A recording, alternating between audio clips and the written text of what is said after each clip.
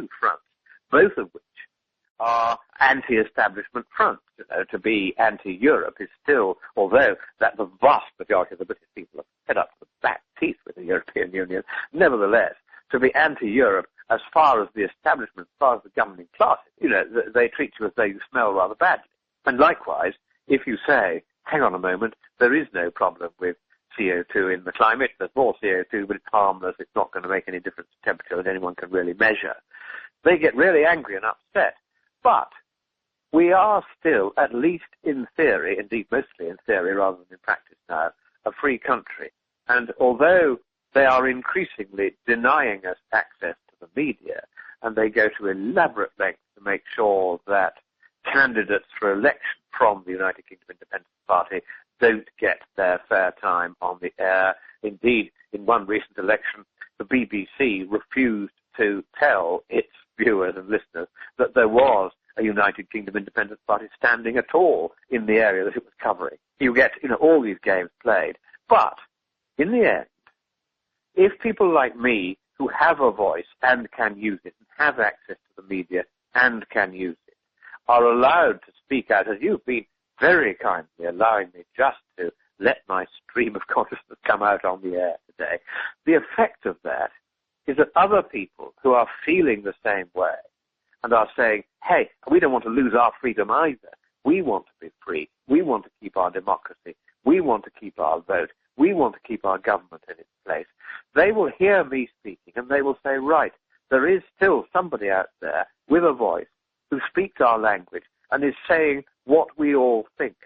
And it's really interesting, but here you are saying, there's a target on my back and people being beaten to me. Yes, I get a bit of that. But for every nasty email I get at least 10 nice ones. For every nasty Wikipedia entry or whatever sort of rubbish the left are controlling that goes onto the internet saying what a terrible person I am, there are now 10 or even 20 that say, thank God, thank goodness that somebody is speaking up on behalf of all of our freedoms. And of course, it's immensely flattering that people are finding this useful. So I don't think it would be fair to cast myself as some kind of a martyr. You might cast me as some kind of a nutter for daring to take on the establishment on two fronts at once. But I think in the end, in particular because America has so very, very, very strong a belief in freedom, a belief in the Constitution that was so ingeniously drafted on that long, hot summer in Philadelphia all those years ago. That Constitution is a remarkable document. Look how it survived the vast changes that have taken place in the United States and the rest of the world over the last 233 years, or should I say 13 years. I mean, it is a remarkable document, and it is a document that says the people shall govern, the people shall be free. That's the whole principle behind it, and that's the whole principle behind my attempt to stop this climate nonsense from turning the world into a sour, sullen, fearful dictatorship run by an ever more powerful, ever more expensive world government, which will have the reach to go into your taxpayers' pocket, interfere with your financial affairs and your environmental affairs over the heads of the government that you elect. We will preserve our freedom. Let me ask you in closing, because that's where I'm heading with this next. What are your predictions for the outcome? Let's go back to the Copenhagen Treaty very briefly. I want you to answer that. What are your predictions for the outcome of the Copenhagen Treaty and that situation that's occurring right now as we speak? And what do you see in the future for Britain? Will they get their way out of this? Is the future, if you had to predict, if somebody said, I know what you want to have happen, but do you think that freedom will reign? Do you think that people will get their liberties back? Do you think that they will throw off this Orwellian police state that's enveloping them, that's controlling their every existence on a daily basis? Freedom is such an attractive idea that I don't think that these police states that we have now can endure for long. People won't tolerate it. If I don't tolerate it, and I'm a relatively establishment-minded figure, basically, underneath all this, then I don't think other people are going to be willing to tolerate it very much longer either. As far as Copenhagen is concerned, I think what we're going to get is another week of Nazi rallies and demonstrations at the Bella Center where the conference is taking place. on a remarkably bleak island off the shore of Copenhagen here, which you reach by an automated train. And it's the most soulless, drab, dull place. And here are these extraordinary kind of Nazi-type propaganda all over the place. I think that will go on for a week, and then what will happen is this. There will be an all-night negotiating session, because that is always what happens. It's part of the rules, if you like, because the press are told there's going to be no possible outcome. Then suddenly they're told, well, maybe there's some hope if we go into an all-night session. So there'll be the last all-night session. And then from that, people will totter out, and they will have their ties round their ears and the stubble on their chins and the bags under their eyes and a warm smile on their faces to say, we have succeeded, we have an agreement. So they will get an agreement because it's programmed in, and essentially its main points have already been agreed among all the parties long before they came here. But that agreement will now be very much more limited than what they had aimed at originally.